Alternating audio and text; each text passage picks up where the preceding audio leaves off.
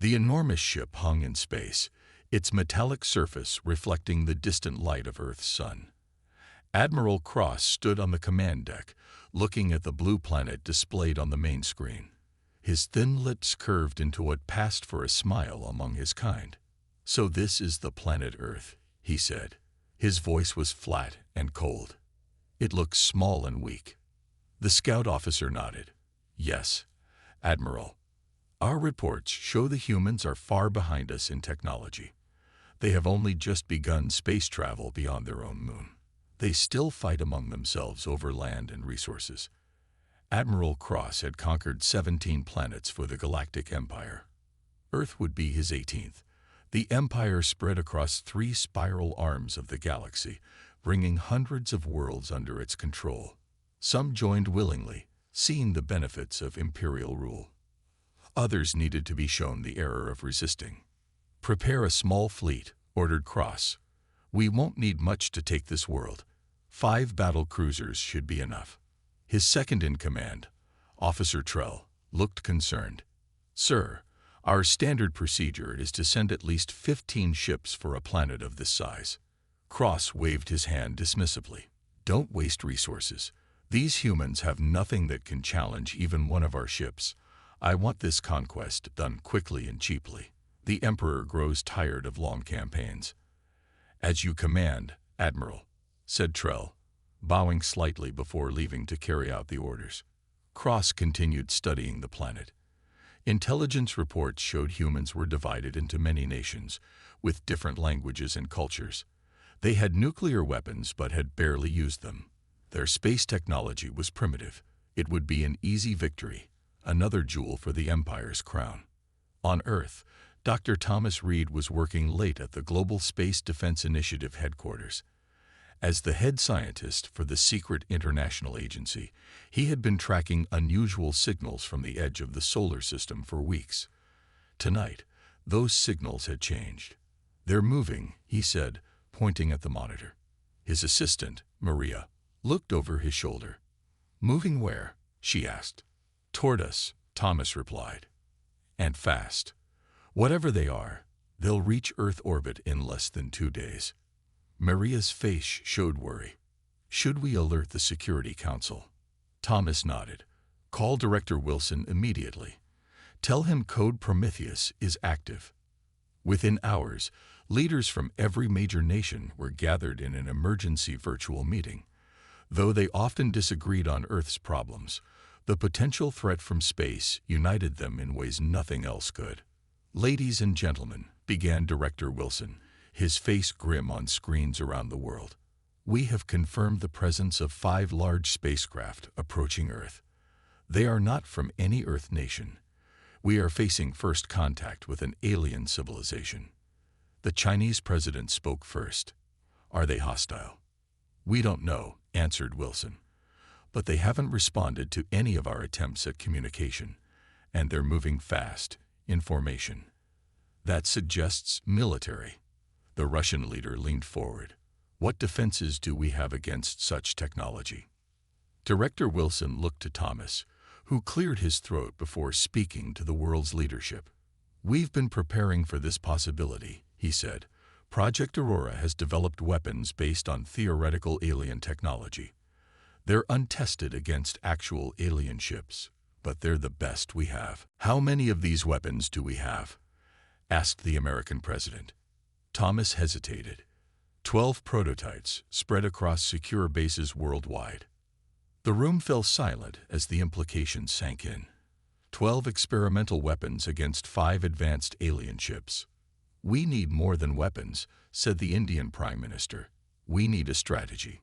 2 days later, the 5 Imperial battle cruisers entered Earth orbit. Each one was the size of a small city, bristling with weapons that could reduce continents to ash.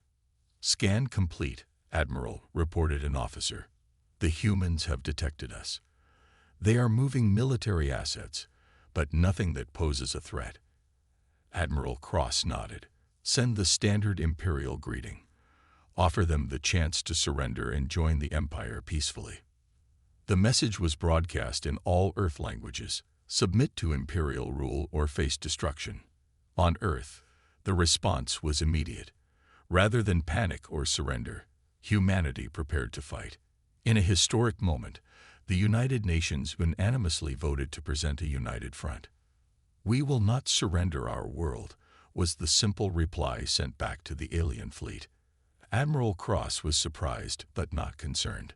They choose the hard way. Begin the first phase of conquest. Target their largest military installations as a demonstration. The Imperial ships positioned themselves over key points around the globe. Their weapons systems powered up, ready to rain destruction on the humans below. But Earth was not as helpless as it appeared. As the Imperial ships prepared to fire, 12 hidden bases around the world activated Project Aurora. Strange energy beams shot upward from Earth's surface, connecting with the alien ships in blinding flashes of light. On the command deck of his flagship, Admiral Cross was thrown to the floor as the ship shuddered violently. "What is happening?" he demanded, pulling himself up. Officer Trell looked stunned. "Sir, they've somehow disrupted our shield systems. 2 of our ships report critical damage to their weapon arrays." "Impossible," Cross shouted. "Their technology is primitive." Another officer called out, "Sir, we're detecting hundreds of small craft launching from the planet's surface." Earth's combined air forces were rising to meet the invaders.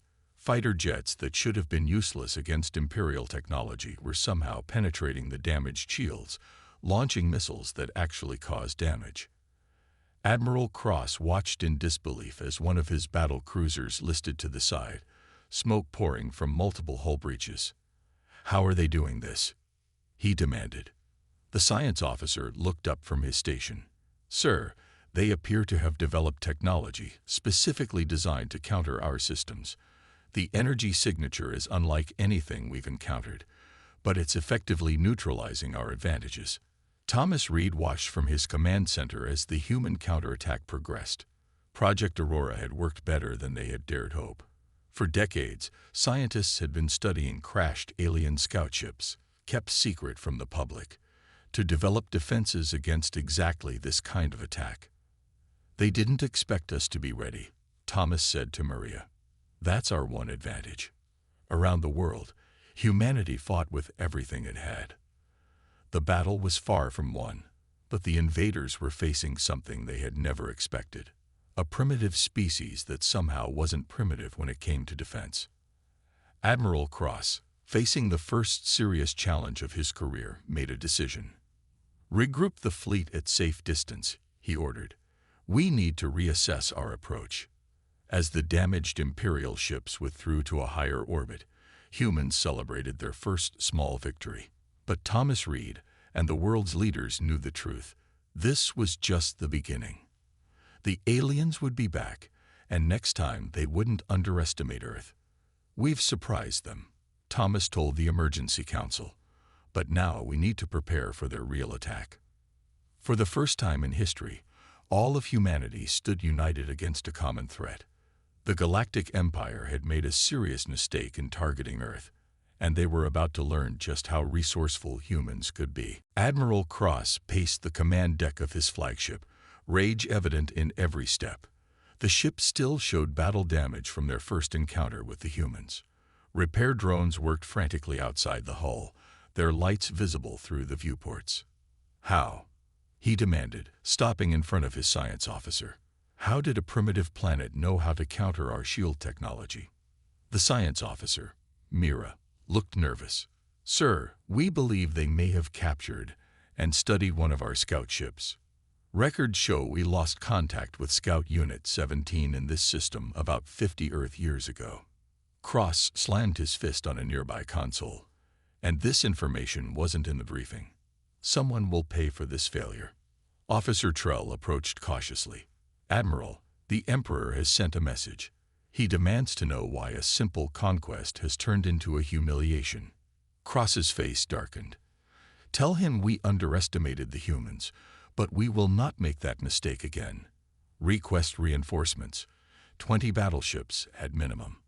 20 ships? Trell looked shocked. "For one primitive world. These humans," Cross said through gritted teeth, "are not as primitive as we thought." On Earth, Major Robert Hayes watched the alien ships through high-powered binoculars. They had retreated to a higher orbit, but remained visible as moving stars against the night sky. As the military commander of the Global Defense Forces North American Division, he had the best view from his mountain outpost in Colorado. "They'll be back," he said to no one in particular, and with friends. His second-in-command, Captain Lisa Chen, nodded beside him. "The question is, how long do we have to prepare?" Robert lowered his binoculars. "Dr. Reed estimates 2 weeks for them to bring reinforcements. We need to be ready." The past 3 days had been a whirlwind of activity across the planet. Ancient enemies now work together, sharing military resources and technology. Scientists from rival nations collaborated openly, studying the damaged alien ship that had crashed in the South Pacific. In his underground laboratory, Thomas Reed hadn't slept in days. The crashed Imperial ship was a goldmine of information. Teams of engineers were already reverse engineering the alien technology, finding ways to adapt it to Earth weapons. "Their power systems are based on principles we've theorized but never mastered," Thomas explained to a group of international scientists. "But we can modify our existing systems to mimic their approach." Maria handed him a tablet showing the latest test results. "The prototype shields are holding up to our strongest weapons, if we can mass-produce these in time." Thomas nodded. "That's the challenge. We need to arm every major city and military base within 2 weeks." Across the globe, factories were converted to produce the new defense systems. Soldiers trained with newly designed weapons. Civilians built shelters and stockpiled supplies. Humanity was preparing for the biggest fight in its history. In orbit around Mars, hidden from Earth's detection systems, Admiral Cross met with the captains of 25 Imperial battleships. The Emperor had sent more than he requested, a sign of how seriously the Empire now took the Earth threat. "The humans surprised us once," Cross told the assembled officers. "They will not do so again. Our new strategy will hit them from multiple angles simultaneously, overwhelming their defenses." The holographic display showed Earth rotating slowly, with red markers indicating targets. "First wave will target their power infrastructure," Cross explained. "Second wave hits their command centers. Third wave targets their weapon emplacements. By the time the fourth wave lands ground troops, they should be in chaos." Captain Dren, a veteran of many conquests, raised a concern. "Admiral, if they have shield technology, our standard bombardment may not be effective." Cross smiled coldly. "We've analyzed their shields from our first encounter. They're using an adapted version of our older shield systems. Our current weapons are designed to penetrate those." The assembled officers nodded in approval. The Empire's technological advantage would be restored. Robert Hayes stood in the underground war room beneath the Rocky Mountains. Representatives from every major military force on Earth were present, either physically or via secure video link. "Our satellite network has detected Imperial reinforcements gathering near Mars," he announced. "We estimate they have at least 25 capital ships, each more powerful than the ones we faced before." The Russian general frowned. "Our new shields are not yet deployed worldwide. We need more time." "Time is something we don't have," Robert replied. "Dr. Reed, what's our status on the new weapons?" Thomas stepped forward. "We've managed to adapt their propulsion technology to our missiles. The yield is 5 times greater than our previous best. Production is at maximum capacity, but we'll only have enough to arm about 60% of our forces by the time they attack." The room fell silent as the implications sank in. Even with their new technology, they were outgunned and outnumbered. "Then we need something they won't expect," Robert said finally. "Something that isn't about technology. Something human." The Chinese general leaned forward. "What do you propose?" "Deception," Robert said simply. "The oldest trick in warfare. We make them think we're stronger in some places and weaker in others. We set traps. We use the planet itself against them." The Indian admiral nodded slowly. "Earth's oceans cover most of the surface. The aliens may not understand how we can use them." Exactly, Robert agreed. And our atmosphere, our gravity, our knowledge of the terrain. These are all advantages they can't take from us. Over the next hour, a plan took shape. It wasn't perfect, and it would cost lives, but it gave humanity a fighting chance. 2 weeks later, the Imperial fleet moved into attack position. Admiral Cross watched with satisfaction as his ships formed a perfect attack formation above Earth. "Begin the attack sequence," he ordered. "No mercy this time." The first wave of ships descended, weapons charged to target Earth's power plants and energy grids. But as they entered the atmosphere, something unexpected happened. Massive storm systems, far larger than natural weather patterns, engulfed the ships. Lightning strikes, impossibly powerful and precise, hammered their hulls. "What is this?" Cross demanded. "Weather control. That's impossible with their technology." Officer Trell checked his instruments. "Sir, they've seeded the clouds with some kind of conductive particles. They're using Earth's natural electrical potential, amplified somehow." Before Cross could respond, reports flooded in from the second wave. As they approached their targets, hidden weapons emerged from oceans, mountains, and forests, places the Imperial scans had shown as empty. On the surface, Robert Hayes gave orders from a mobile command center disguised as a farming vehicle. "They expected us to protect our cities," he told his officers, "so we made them believe that's where our defenses are concentrated. Meanwhile, our real strength is scattered and hidden." The battle raged across the planet. Imperial ships found themselves fighting an enemy that seemed to be everywhere and nowhere, using the planet itself as both shield and weapon. Humanity was not winning, not yet, but they were surviving, adapting and learning with each engagement. And for the Galactic Empire, what should have been a simple conquest was becoming a costly, frustrating war of attrition. Admiral Cross, watching another of his ships retreat with heavy damage, began to wonder if Earth was worth the price the Empire was paying. The Imperial flagship trembled as another blast rocked its hull.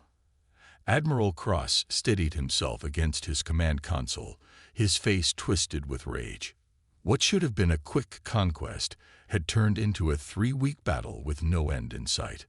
"Status report," he barked. Officer Trell's voice was tight with strain. "Sir, we've lost 4 more ships. The humans have deployed some kind of energy weapon that targets our engines specifically." "Impossible," Cross muttered, but he knew it was true. Somehow, these primitives were adapting their technology at an alarming rate. "What about our ground forces?" "Mixed results," Admiral, reported the ground commander. "We've established control in some regions, but resistance is fierce everywhere. The humans fight house to house, street to street, and they keep changing tactics. As soon as we adapt to one approach, they switch to another." Cross pounded his fist on the console. "The Emperor demands results. Find their command centers and destroy them. Cut off the head, and the body will die." Deep beneath the ruins of what had once been London, Dr. Thomas Reed worked frantically. The underground bunker shook as Imperial bombs fell on the city above, but the reinforced structure held firm. "We've almost got it," he told Maria, who was connecting delicate wiring inside a strange device. "If this works, we can disrupt their neural communications."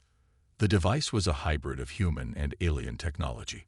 Through captured Imperial soldiers, they had discovered that the Empire used a form of direct neural link for battlefield communications, a system far more efficient than radio or digital signals. "Are you sure this won't kill them?"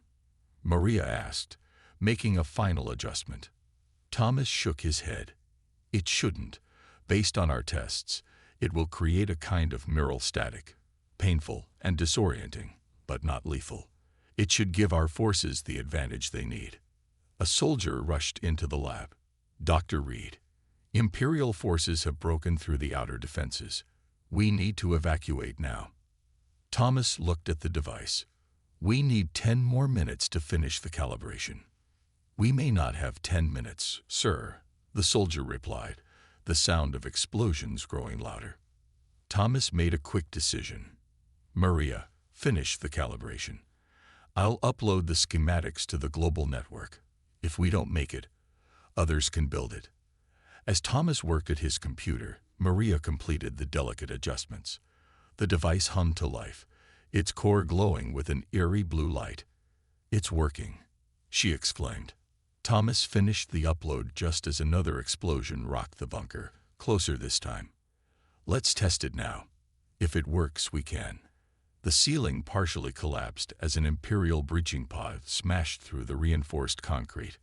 Armored soldiers poured into the lab, weapons raised. "Don't move, humans," the lead soldier commanded.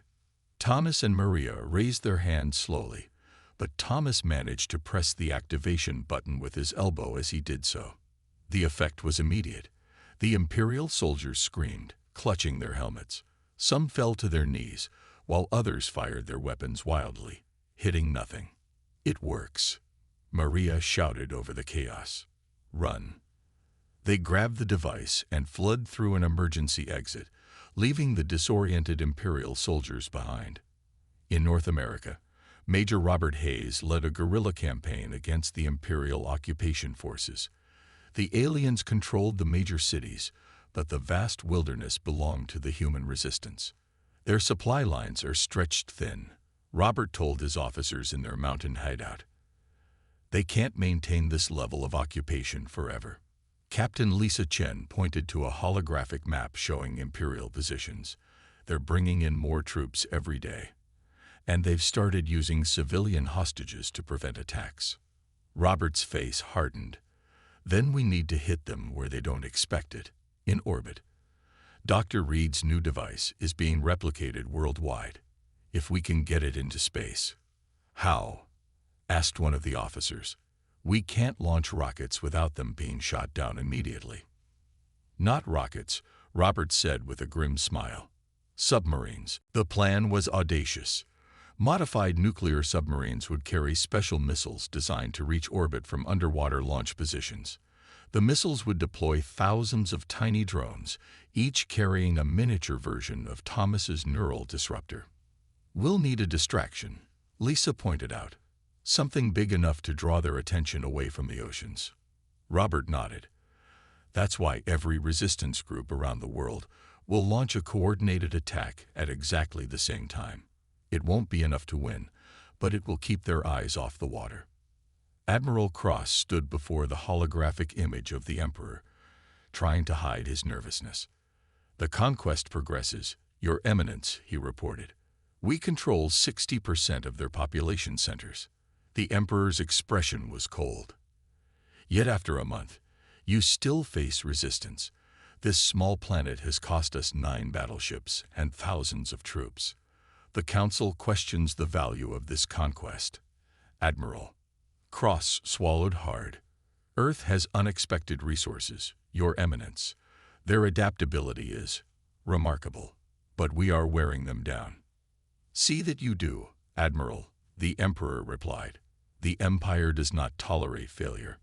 The hologram disappeared, leaving Cross alone with his thoughts. The truth was worse than he had admitted. The humans were not being worn down. If anything, their resistance was growing stronger and more coordinated each day. His thoughts were interrupted by alarms blaring across the ship. "Admiral," Officer Trell called urgently. "Massive human attacks have erupted worldwide." Cross rushed to the tactical display. Red dots flashed across the planet's surface, simultaneous uprisings in every occupied territory. "They're desperate," he concluded. "Commit our reserves to crush these attacks once and for all." For the next hour, reports flooded in from across the planet. Imperial forces engaged human fighters in cities, forests, deserts, and mountains. The humans were taking heavy losses, but fighting with suicidal determination. "Sir," reported a sensor officer, "we're detecting unusual activity in their oceans." Cross barely glanced at the report. "Probably their sea vessels moving troops. Focus on the main battles." It was exactly what the humans had counted on. Thomas Reed watched from the small submarine as the special missiles launched into the dark ocean water. Similar launches were happening from submarines positioned around the globe. The missiles shot to the surface and then into the sky, accelerating at rates that would have killed human pilots. Imperial ships in orbit noticed too late. "They're trying to shoot them down," reported the submarine captain. "But the missiles are too fast and too many." In orbit, the missiles detonated, releasing clouds of tiny drones.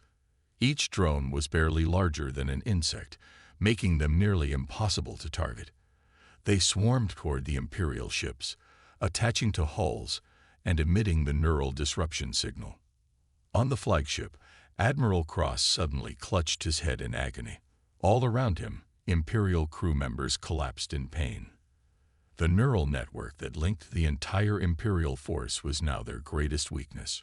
"Shut it down," he screamed, though few could hear him through their own pain. "Shut down the neural network." But it was too late.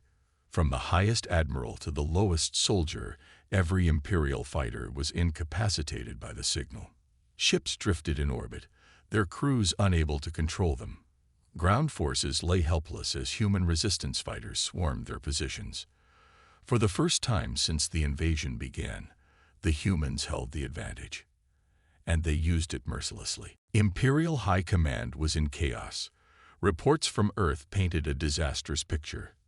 20 ships lost, thousands of troops captured, and Admiral Cross himself taken prisoner. The once mighty invasion force was in full retreat, with only a handful of vessels escaping Earth's gravity well.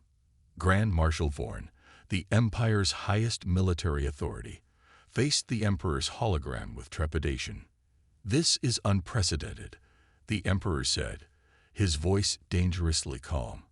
"How does a pre-FTL civilization defeat our most advanced battle fleet?" Vorn cleared his throat. "Your Eminence, our initial analysis suggests several factors. First, we gravely underestimated human adaptability. Second, they reverse-engineered our technology at an alarming rate. And third," he hesitated. "Speak freely, Marshal. Third, they fight differently. Imperial troops are trained to follow precise orders through the neural network. When that network was disrupted, our forces couldn't adapt. Humans, however, are accustomed to fighting with incomplete information and changing conditions." The Emperor's eyes narrowed. "You sound almost admiring, Marshal. Respectful of their capabilities, Your Eminence. To defeat an enemy, one must understand them." After a moment, the Emperor nodded. "Assemble a research team. I want to know everything about these humans. Their biology, psychology, history, everything. If they can defeat our military, perhaps they have other value to the Empire." On Earth, celebrations were tempered by the enormous destruction. Major cities lay in ruins, millions had been displaced, and the death toll was staggering. But humanity had survived, and more importantly, they had won. In what remained of the United Nations headquarters in Geneva, world leaders gathered to plan Earth's future. "We've captured thousands of Imperial soldiers and crew members," reported Robert Hayes, now General Hayes of the United Earth Defense Force. "Most importantly, we have Admiral Cross and several high-ranking officers." "What about their technology?" asked the Chinese president. Dr. Thomas Reed stepped forward. "We've secured intact ships, weapons, and communication systems. Their FTL drive is undamaged. With time, we can adapt it for our own vessels. So we can reach the stars," mused the American president. "But should we? The Empire is still out there, and they're surely planning revenge." Thomas shared a glance with Maria before speaking. "Actually, that's not quite accurate. Based on our interrogation of Admiral Cross, the Empire has never faced a defeat like this. They're more likely reassessing than planning immediate revenge." "Which gives us time," Robert added. "Time to prepare, to build, to learn." The Russian leader frowned. "But eventually, they will return. And next time, they won't underestimate us." "Perhaps," said Thomas. "But there's something else we've learned from studying their biology and psychology. Something that might give us a different kind of advantage." In the laboratory beneath the ruins of London, now rebuilt as the Central Research Facility, Thomas Reed studied the brain scans of their Imperial prisoners. Maria worked at a terminal nearby, comparing the alien neural patterns to human ones. "It's remarkable," Thomas said. "Their brains are physically similar to ours in structure, but the neural pathways are incredibly rigid." Maria nodded. "Their entire society is built on conformity and hierarchy. Their biology reflects that, or perhaps caused it. They literally can't think outside the box the way humans naturally do. And that's why they couldn't adapt to our tactics," Thomas concluded. "Their neural network works perfectly when everything goes according to plan. But when faced with the unexpected, they fall apart," Maria finished. The door opened, and General Hayes entered with a small group that included Admiral Cross, under heavy guard. The Imperial officer looked diminished without his uniform, but his eyes still burned with pride. "Admiral," Thomas greeted him. "Thank you for agreeing to this meeting." Cross glared. "I was not given a choice." "Actually, you were," Robert corrected. "We don't force prisoners to cooperate, unlike the Empire, from what we've learned." This seemed to confuse Cross. "Why would you give an enemy commander choices?" "Because that's what humans do," Thomas explained. "We value individual thought and decision-making. It's the source of our adaptability, the quality that defeated your forces." Cross was silent for a moment. "What do you want from me?" Thomas gestured to the brain scans on the large display. "We want to understand. Your people and ours are not so different biologically, yet our societies couldn't be more opposite. The Empire values order and control. Earth values freedom and innovation." "Chaos, you mean?" Cross snorted. "Your planet had hundreds of nations fighting each other when we arrived." "Yes," Robert acknowledged. "And yet we united against a common threat. That's another human quality, cooperation in the face of danger." Maria stepped forward. "Admiral, we've studied your neural network technology. It's brilliant for coordination, but it suppresses individual thought. Was it always this way in the Empire?" Something flickered in Cross's eyes. "Uncertainty, perhaps. I don't know. The historical records don't speak of a time before the network." "Would you like to try something?" Thomas asked carefully. "A temporary neural relaxation. It won't harm you, but it might let you experience thought patterns more similar to ours." Cross looked suspicious. "Why would I agree to this?" "Curiosity," Thomas suggested. "Isn't that valued in the Empire, understanding your enemy?" After a long moment, Cross nodded once. An hour later, Cross sat in stunned silence, the neural relaxation treatment complete. The rigid patterns of his thought had been temporarily loosened, allowing new neural connections to form. "Are you all right, Admiral?" Thomas asked gently. Cross looked up, his eyes wide with wonder and confusion. "I see things differently. So many possibilities I never considered. Is this how humans always think?" Robert nodded. "More or less. We call it creativity, imagination, innovation. It's natural to us." "The Empire," Cross began, then stopped, struggling with concepts that had never occurred to him before. "The Empire fears this kind of thinking. It's unpredictable, uncontrollable, but powerful," Maria added. "Powerful enough to defeat your invasion." Cross looked at each of them in turn. "You could kill me. Kill all your prisoners. Take our technology and attack the Empire while it's confused. Why don't you?" It was a genuine question. The concept of mercy toward enemies was as foreign to him as free thinking had been moments ago. "Because we're human," Robert said simply. "We can be violent and vengeful, yes, but we can also choose compassion and cooperation when it serves a greater purpose." Thomas leaned forward.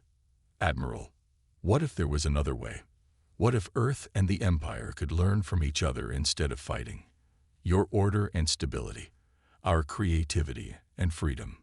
For the first time since his capture, Admiral Cross showed something other than contempt or pride. He showed interest. "The Emperor would never agree," he said, but his tone lacked conviction. The Emperor hasn't experienced what you just did, Maria pointed out. But you could show him, couldn't you? A seed was planted. A dangerous, revolutionary idea that would change the course of two civilizations.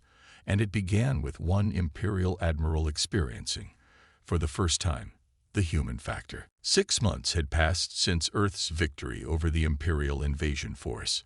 In that time, humanity had made extraordinary progress. Using captured alien technology, they had built their first true spaceship with faster-than-light capabilities. Named Unity, it represented the combined efforts of every nation on Earth. On the bridge of this historic vessel stood General Robert Hayes, Dr. Thomas Reed, and Maria Chen, now Dr. Chen, head of xenobiology. Beside them, looking uncomfortable but resolute, was Admiral Cross. "Are you sure about this?" Robert asked the Imperial officer. "Once we reach Imperial space, you'll be considered a traitor."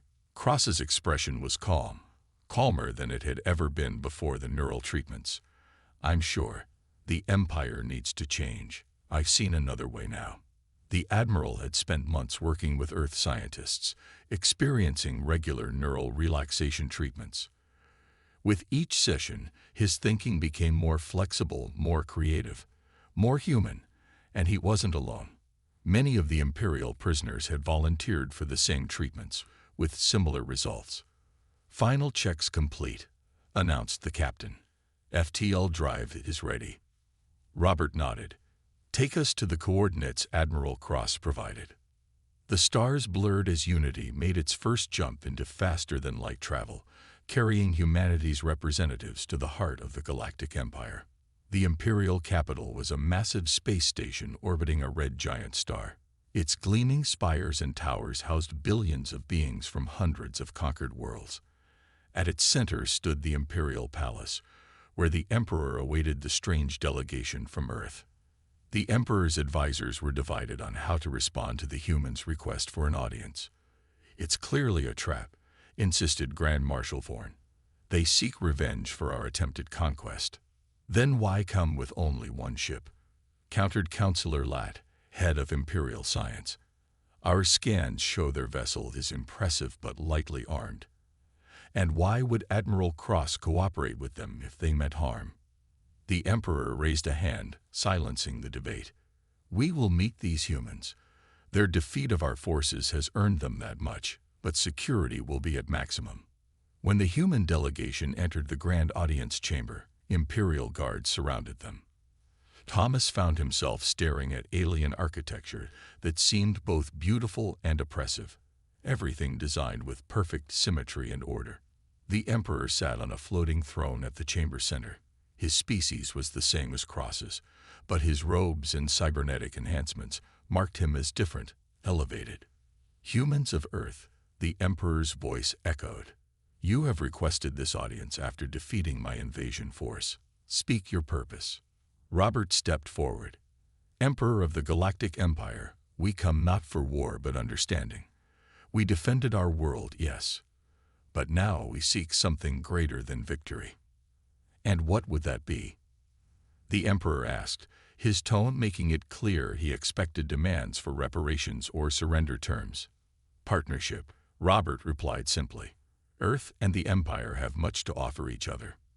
Murmurs spread through the Imperial court. The Emperor's eyes narrowed. "Admiral Cross," he called. "Step forward." Cross moved to stand beside the humans. "My Emperor, I ask that you listen to what these humans propose. I have lived among them, studied them. They are not what we thought." "You appear changed, Admiral," the Emperor observed. "Your manner of speaking, your very posture is different." "I am changed," Cross acknowledged. "The humans have a technology, a treatment that allows for neural flexibility.